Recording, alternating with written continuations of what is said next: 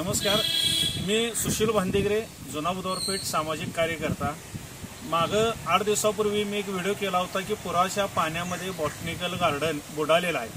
4,80,00,000 हा प्रोजेक्ट। यामध्ये तुम्ही आता बघत असाल की पूर ओसरलेला आहे आणि ही जी रोपं आहेत 1,500-2,000 हजार रोपं ह्या पुराच्या पाण्यामध्ये आता बाद झालेले आहेत। त्याला जबाबदार कोण आहे? त्याला जबाबदार पूर्णपणे महानगरपालिकेचे अधिकारी वर्ग, प्रशासक आहेत, ज्यांनी ही रोपं पुरामध्ये बाद होऊ शकत नाहीत असा दावा केला होता आणि तो दावा खोडलेला आहे। वनस्पती शास्त्रज्ञ महानगरपालिकेचे उद्यान विभागाचे सदस्य मधुकर बाचोळकर साहेब यांनी असं सांगितले की ही झाडं बाद होऊ शकतात। मग हा पैसा शासनाचा या ठिकाणी जनतेच्या खिशातला पैशाचं या ठिकाणी नुकसान झालेलं आहे। माझी या ठिकाणी एवढीच भूमिका आहे आता तुम्हाला दाखवण्याची की पूर ओसरल्यानंतरची परिस्थिती तुम्ही ह्या बागेची बघा, काय परिस्थिती आहे।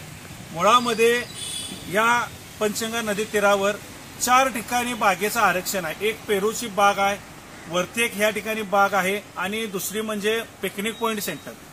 मग 3-3, 4-4 बागा असताना परत ह्या ठिकाणी बागेचं आरक्षण आणि बॉटनिकल गार्डनचा हा हट्ट कशासाठी? कशाला या ठिकाणी पैशाचा अपव्यय आपण करायला लागलेला आहे? बुधवार पेठ, शुक्रवार पेठेला मैदानाची गरज आहे। तुम्ही आम्हाला मैदान द्या, खेळायला खेळाडू या भागातनं तयार झाले पाहिजे। तुम्ही हेच बॉटनिकल गार्डन अन्यत्र कोल्हापुरात इतर ठिकाणी तुम्ही हलवा, आमचा काही गार्डनला विरोध नाही, पण मुळात गरज आहे ती बॉटनिकल गार्डनपेक्षा मैदानाची।